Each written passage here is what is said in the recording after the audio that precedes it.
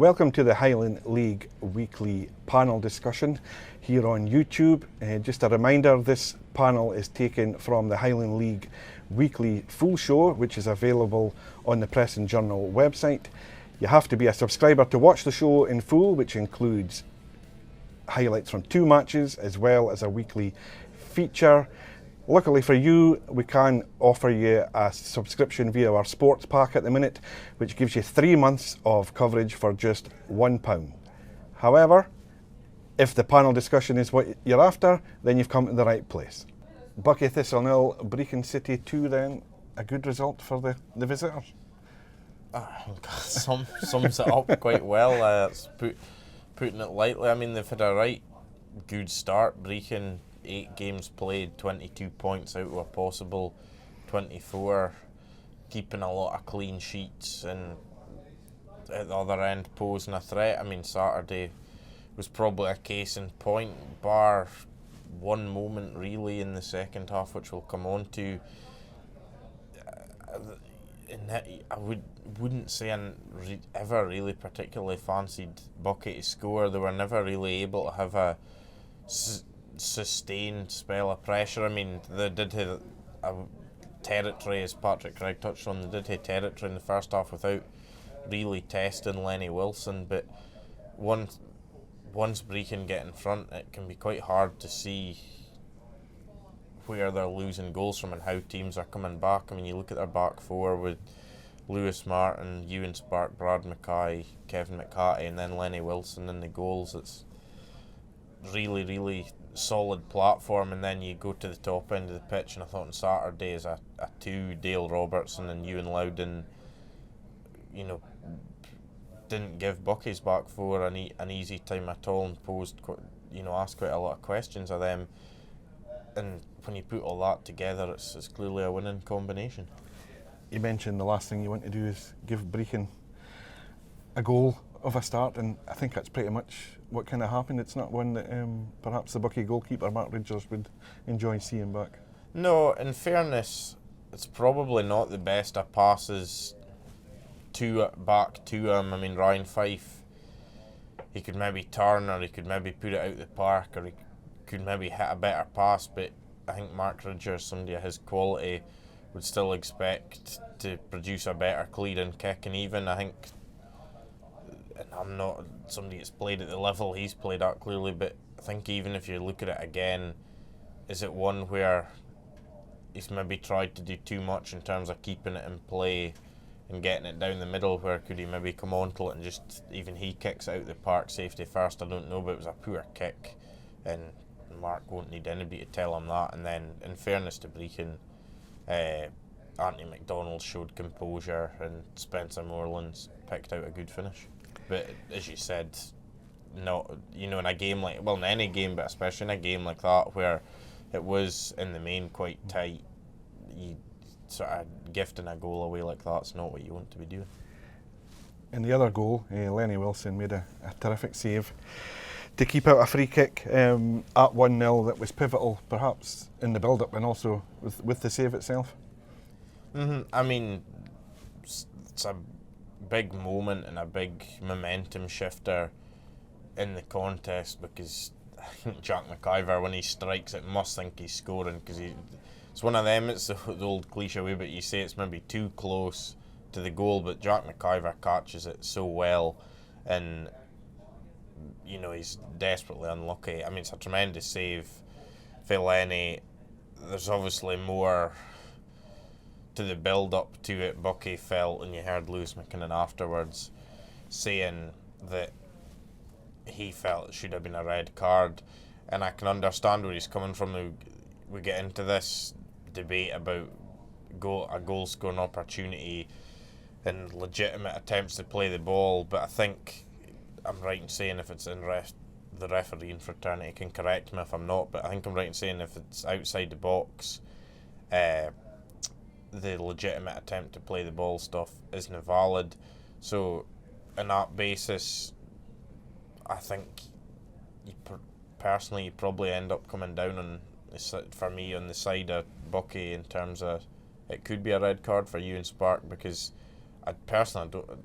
I mean, think Brad Mackay and Lewis Martin are coming back, but if Josh Peters checks onto his right foot, the next thing he's doing is having a shot. I don't think there's enough time, there's too much distance for either of them to come and make a challenge, and they're not sort of far enough round to like block on the cover either. So I can understand why Bucky are aggrieved with that. It is, like, I mean, we've had the benefit of watching it back loads of times. It is quite a difficult one because even when you watch it, there is maybe an argument, is it necessarily a foul? Because Ewan Spark does play the ball. I think it probably is a foul because I think he's sort of trailing leg comes over the ball and catches Josh Peters. But like in the moment, it's a big decision for Lewis Brown, the referee. He's only got one look at it, and could it have been a red card? It probably could have been, but it was. I think it was a tricky incident, and even the angle he's got, he maybe thinks there is cover. I mean, Bucky weren't happy with it, and I don't think with maybe the flow of the game and the way the game was refereed in terms of it was quite scrappy, stop start. I don't think they were particularly impressed with Lewis's performance, but it's a hard job. The second goal, obviously Dale Robertson's penalty, wrapping up the points for the visitors. They're really setting the pace at the top of the table here, aren't they? They are. I mean, it's exactly what they would want to do, and you've seen in seasons gone by how far a good start can take you as well in terms of just building up momentum right for the whole season. I mean, you look at the start they've had as well, and like they've come through some on paper tricky games. They've played Bucky, played Fraserburgh, played Inverurie. They've played Huntly as well. You know, they've. It's not like, well, I think you look at it generally. There's no easy games really, but you know they've come through and won games that on paper weren't straightforward. So I don't think you could ask much more for Brechin. On the flip side, Bucky, they do have a game in hand, but they're 12 points off the pace, which isn't the position they want to be in. But as Lewis McKinnon said, they just need to find a bit more consistency and try and put a run together. But it feels like a wee bit they're sort of searching maybe for the right formula in terms of maybe what's their best 11 or quite how they want to play and things like that. There's just small things that if you aren't maybe quite there, mount up, and I mean, even things like going back to the first goal, just maybe small mistakes are magnified when you get punished for them. A big result at the top of the table then. We now shift our attention to the other end, and it was a big meeting at the bottom as well at Seafield Park as Strathspey Thistle hosted Lossiemouth, and here's the best of the action. Strathspey Thistle 3, Lossiemouth 0 then. A first win of the season for the Grantian Jags, and an important one. I mean, it's only, September now when we're sitting, but it was last day of August on Saturday, and it's obviously early in the season, but it kind of felt like even at this stage it was a game. Strathspey, whether it was a win or a draw, felt to me like they needed probably to get something out of that to try and can keep themselves in touch, because even at this stage you don't want to be getting a bit detached at the bottom, and they've pulled out a really good victory, played well, and they're not detached. And I mean, first win for Ryan Essen as manager as well, and since he's come in terms of, the score lines and the performances, bar last Wednesday when they got beat 8-2 at Bucky, they've been competitive in every game, and the scoreline's been pretty close. It was 3-2 against the Devon Vale, and 3-2 against Clark in the North of Scotland Cup, 4-0 against Fairmartin, but I think even still that they competed well for quite a lot of that game. So it's maybe felt like a win has been coming for them, and they've got it on Saturday. And I think you look at their team and you see good signs of them. And Aaron Nicholson wasn't there, and I believe he's going down Edinburgh for university. He's signed for Linlithgow Rose, but he's been loaned back to Strathspey at the start of the season. I think he scored 4 or 5 goals for them now, and he's proven to be I mean, obviously, if he's down the road, it might be difficult to keep him, but he's proven to be good. Saturday in their team, Paul Brindle in as a trialist. I mean, there's certainly not a bad player to have coming in with all his experience and quality, and I'm sure he's somebody that, especially given the way he looked to perform in the highlights, they'd probably be keen to sign as well. So I think Strathspey, they've shown on the basis of Saturday there is a good sort of nucleus there. There is something to work with, and I think because they've won as well, it sort of keeps the things very interesting in the bottom end. I don't think even at this stage of the season, your teams that have been down in the bottom 5, 6 the last few years, nobody's sort of going to take anything for granted, and there will be a lot of competition to come the end of the season stay off the bottom. A very good result for Strathspey. I suppose the flip side is for Lossiemouth. It's been a fair. I don't know what to make of the start to their season. They've had a change of manager since the last episode, and Eddie Wilecki-Balak moving on. Is there maybe a lack of confidence there? Possibly. I think the first thing, Saturday's game, I felt with Lossie, it's like you look at games like that, certain moments. I mean, the opening goal, the penalty, I don't really know what Lewis McAndrew's doing jumping in. Like, if he stands up, I don't really think Paul Brindle's going anywhere, or if he does, it's going to have to be a good bit of skill to go past Lewis McAndrew and get a shot away. So I kind of think that, you know, when things aren't going well for you, little things like decision making can be costly. I also felt they had some chances, Lossie, but I just felt there's a wee bit of perhaps a lack of cutting edge as well in terms of that game on Saturday. In terms of the overall picture, it's been a strange sort of opening 6 weeks of the season or whatever, because under Eddie Wilecki-Balak, they drew with Banks of D and then they beat Rothes, and it seemed like started reasonably well and maybe we're going somewhere, and then since then they haven't picked up a point, and it seems like things have sort of, I'm not even sure if it's entirely down on the pitch, but things have sort of come to a head a wee bit.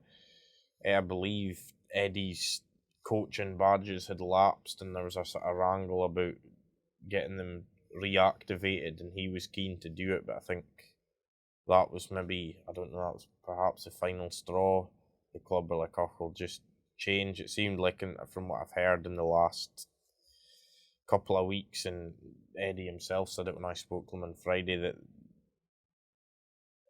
for whatever reason between him and his coaching staff there was a bit of a disconnect, and he's, you know, Eddie had come up for Dundee to take the job, and he was appointed, and local staff, Stevie Dunn, Steve Porter, etc., that were appointed, and for whatever reason doesn't seem like they've quite gelled, and then you add all that to sort of 4 or 5 games without picking anything up, and I think it's the board at Lossie have sort of come to it and thought, I think there was just signs for them where they thought this isn't going as we would like. In terms of where they go next, I'm not quite sure, because Ian Campbell's an interim charge and he's done that job, I think, four times now, and I sort of jokingly referred to him the other day as the glue, because he sort of tries to keep everyone sticking together, but I don't think, like, he does various other things, and I don't think wants to be the manager going forward. Whether Steve Porter or Stevie Dunn want it, will be interesting to see. In terms of candidates from out with, I'm not exactly sure. You know, folk that's been around before, I know the likes of Ross Jack, Charlie Rowley, people like that we've seen in the league before. I don't think they're interested at this time. Whether somebody like a Craig Stewart or somebody like that comes into the reckoning, I don't know, but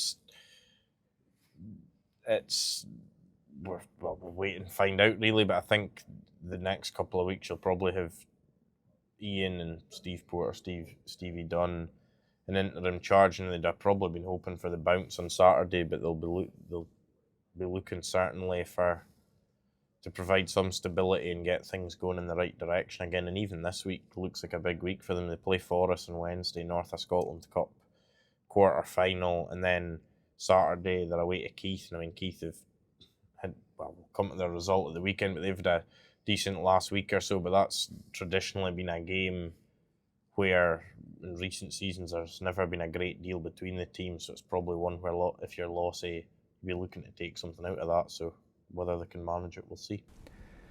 Let's round up the other results from the weekend then.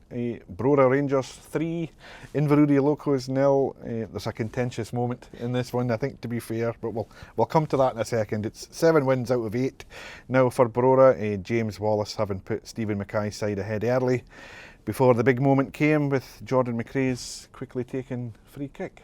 Aye, I mean, that's the sort of big talking point for this game. I think I'll deal with the rest of the game quickly first. I think Brora, they lost to Keith, first points had dropped. They've come back well, beaten Ayrn 5-1 in midweek. And what was the second v third at kick-off, they've then beaten Inverurie. I think Stephen Mackay's probably still bristling at the points they dropped against Keith, but his side have done well and they're only a point behind Brechin, and they've been the sort of two clear pace setters so far at the top of the table.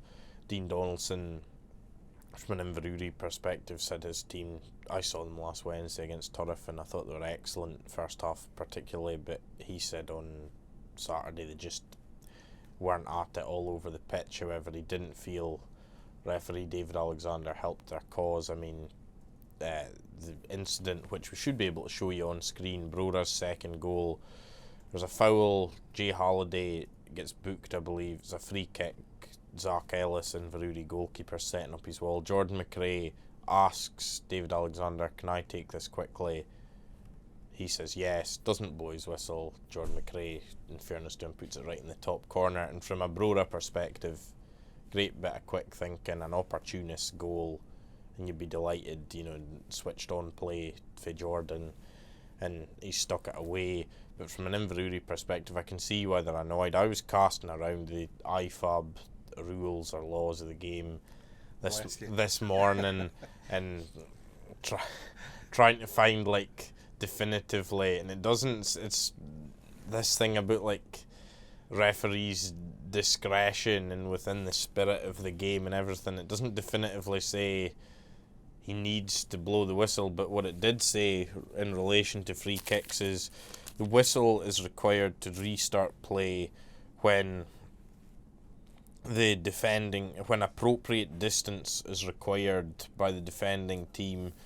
So I took that as obviously when the referee sort of requires the locals in this instance to go back the 10 yards, which they were doing. They were setting up the wall. So I'd think, as far as I can make out, I think he should have blown his whistle. I think as well, as much as anything, it sort of covers himself a wee bit, because Inverurie's complaint about this is we didn't know Jordan McRae was able to take it quickly, because blowing the whistle is the signal that play is effectively live.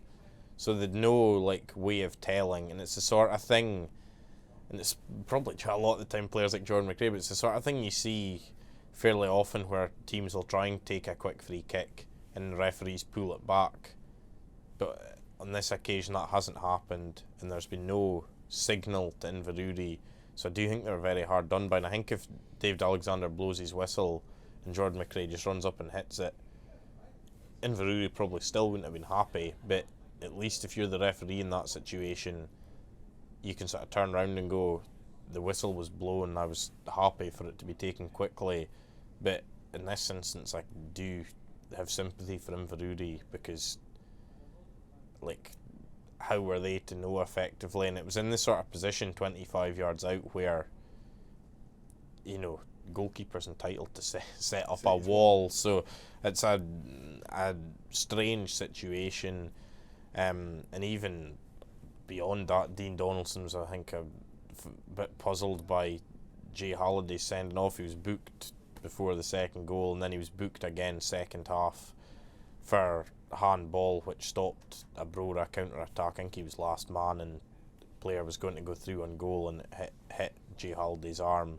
So we got a second booking for that, but by the letter of the law, if that's denying a clear goal scoring opportunity, it should be I think a straight red rather than a second yellow. So even Dean was sort of picking up on that. So certainly from an Inverurie perspective, both in terms of decisions and their own performance, a frustrating afternoon. Just to finish off that game, McRae's header made it 3-0 before Brora also finished with 10 men after Craig McKenzie was sent off. Elsewhere, Wick Academy 1, Banks of D 6, a very emphatic response from D following their midweek home defeat by Huntly at Harmsworth Park. Well, back-to-back defeats they'd suffered, Banks of D, Fraserbrand, Huntly, and that was a lot more like it. I think scoring goals again from lots of different avenues will please them, and Wick's never, it's probably the oldest Highland League cliche in the book, but Wick's never an easy place to go, and to come back down the road with winning in the manner that they did with 3 points will please Banks of D. Liam Jewell signed for them. I think he's a player they've been pursuing for quite some time. Seen him in the league before Brechin. He scored with his first touch after coming on.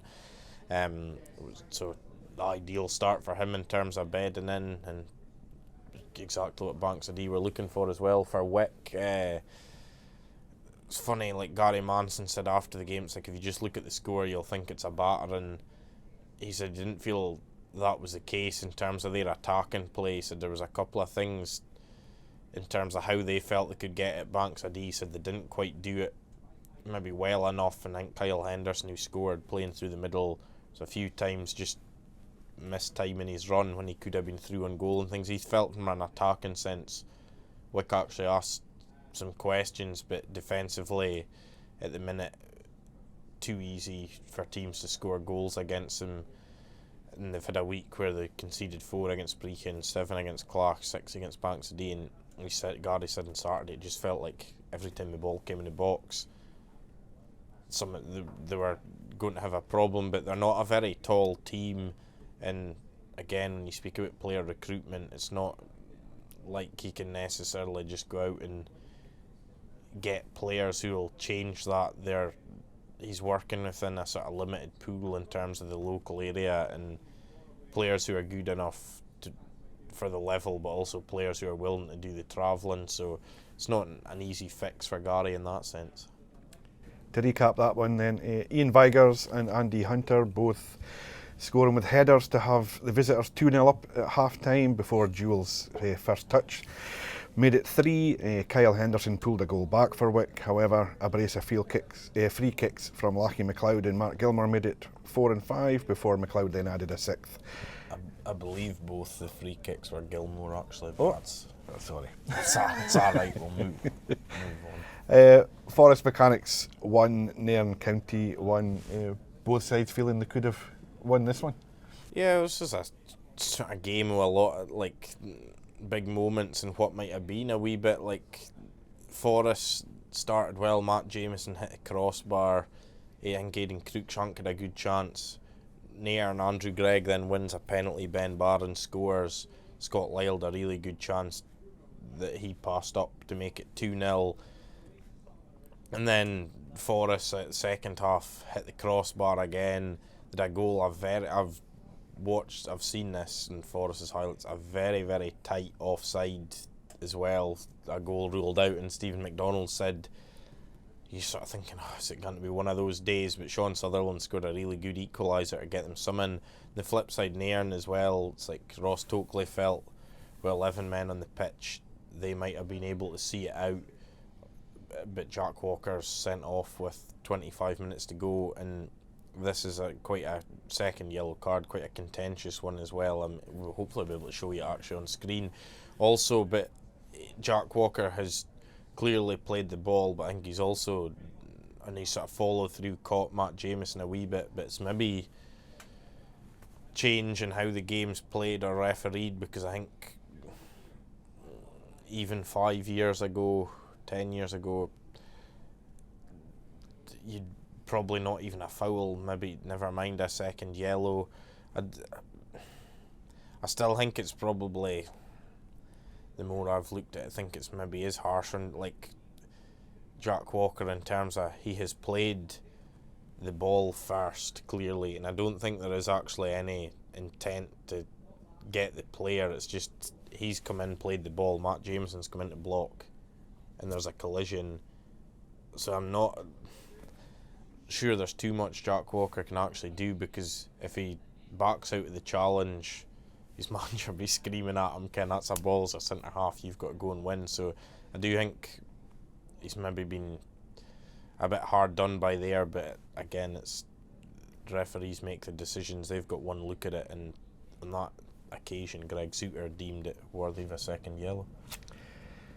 Huntly 3, Rothes 1, a bit of a landmark win, this one. And Angus Grant, we're going to be saying that name quite a lot, I think. Brace, and a further goal for Sam Robertson, so Huntly record their first home win over Rothes since April 2018.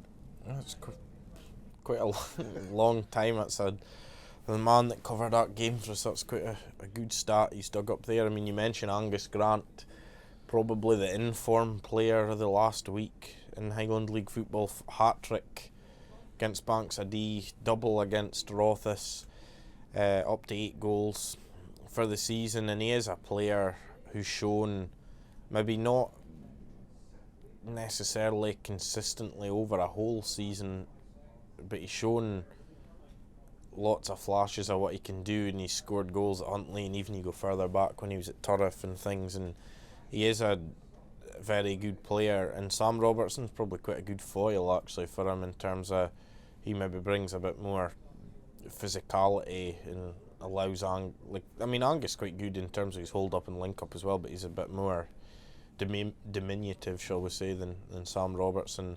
I think for Huntly as well, after they had 3 defeats in the bounce after a promising start, but they've had a really good week with beating Banks AD, beating Rothes, and they've sort of shown, I mean, again, Colin Charlesworth probably like to be that touch more consistent, and it's still early days, but they've shown on plenty of occasions they're a really good side. For Rothes, I mean, they scored a goal I'd like to see, because Jake Thompson scored direct for a corner, so I would like to see that. But I think Richard Hastings is working with quite an inexperienced side, or players that are new to the level anyway, and I think they're finding when there's mistakes you can maybe make at a lower level or things, or in youth football, but they get punished at this level, and they need to try and learn from them. And I mean, they've had some good results, they've also had some bad defeats. I don't think you'd class Saturday as necessarily a bad defeat, but clearly there'll be things you'll be looking for Rothes to brush up on after that. Turriff United 1, Fraserburgh 1. Spoils shared at a windy Hawks by all accounts. Sean Butcher's second half strike cancelled out by Jack McKenzie's free kick. Another frustrating afternoon on the face of things for Broch boss Mark Cowie. I just think Fraserburgh, it's inconsistency in the league anyway, in terms of in terms of results, and probably in terms of performances in the final third. Mark would probably say as well, goals that have been losing he hasn't been happy with, and even Saturday maybe comes on to that. It's a free kick for out wide, it goes in at the near post, and at that, having seen action for this game, at that time Fraserburgh started the second half well, they'd got in front, they were on top, and then they haven't managed to go on and sort of finish it off, and they've lost a goal they won't be happy with. And then it's interesting because it kind of flipped after that, and Turriff, Ewan Clark had a golden chance to put Turriff 2-1 up that he hasn't taken, and it's ended level. And for Turriff, they probably ruined that moment, but after losing, being well beaten at Inverurie, it was a good response from them and to put another point on the board. But you go back to Fraserburgh, just in the final third, I mean, you can't keep going back to players that have moved on, but are they missing that wee difference maker maybe in a Ryan Sargent? Probably, but I think they're getting into good positions, but final decision or execution is just letting them down, which isn't something we've probably seen with Fraserburgh for a number of years. But I think they're still getting into good areas, but it's just finishing it off. And I mean, everyone says it's the hardest thing in football to take your chances, score goals, and the Brochs maybe finding that a wee bit just now.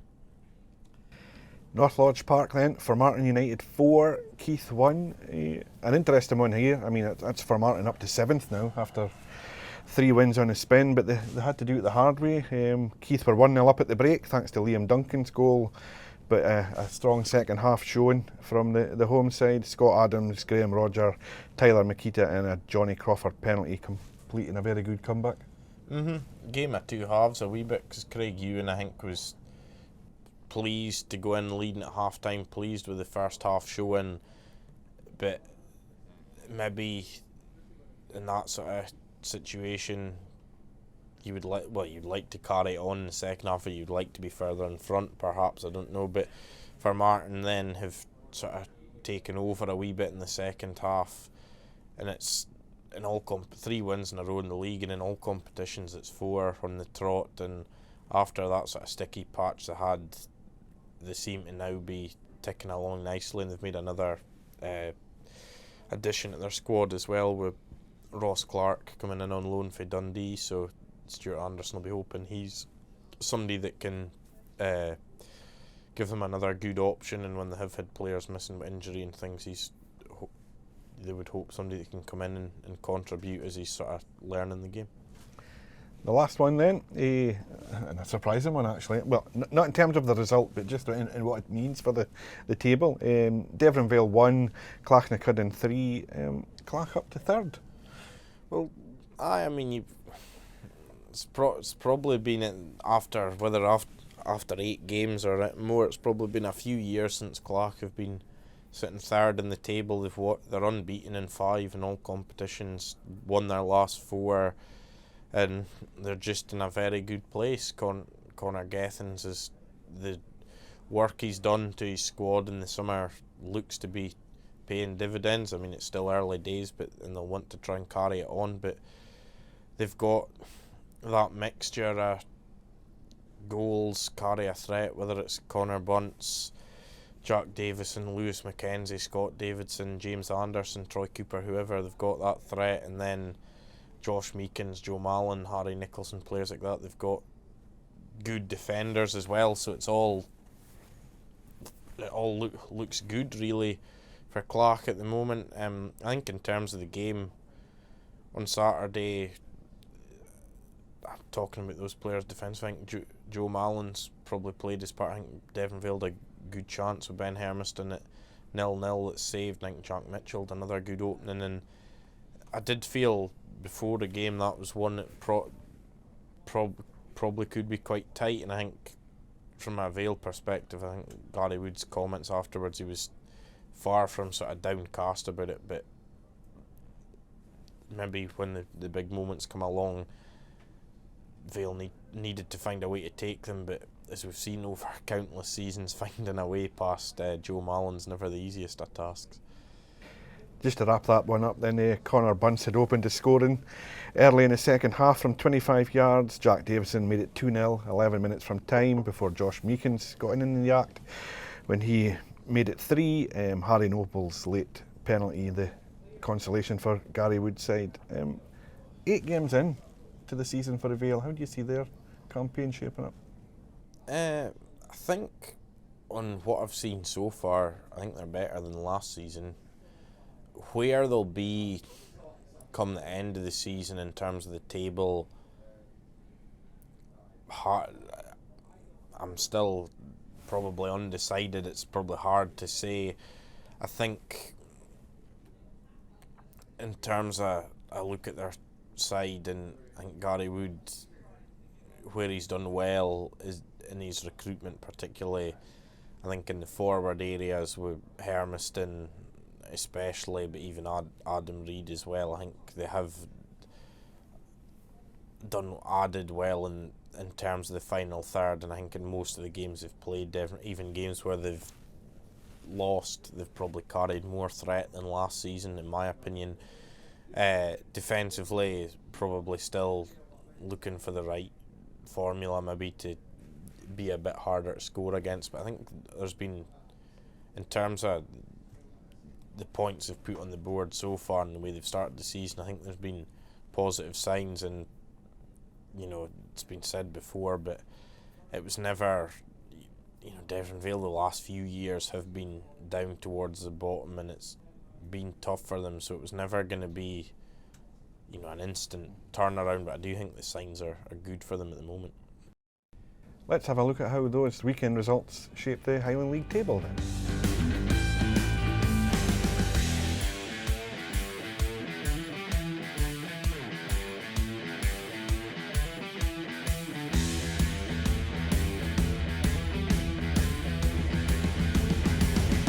That's it for this week's panel discussion then. Just a reminder, if you want to watch the full show, which includes highlights from 2 matches and a weekly feature, you can subscribe at the Press and Journal website. We have an offer on at the minute for 3 months of action for just £1, which I think you can all agree is a pretty good deal. There's a link to do that just below the video here. Elsewhere, you can sign up for the Highland League newsletter to make sure you get all the latest news from the Highland League direct to your inbox twice a week. You can also follow us on social media. We're at HighlandLW on X. You can also find us on Instagram and TikTok. And we're also on Facebook under the very easily memorable Highland League Weekly, so you can join our page there. We'll be back next week, but in the meantime, enjoy the football wherever you are this week.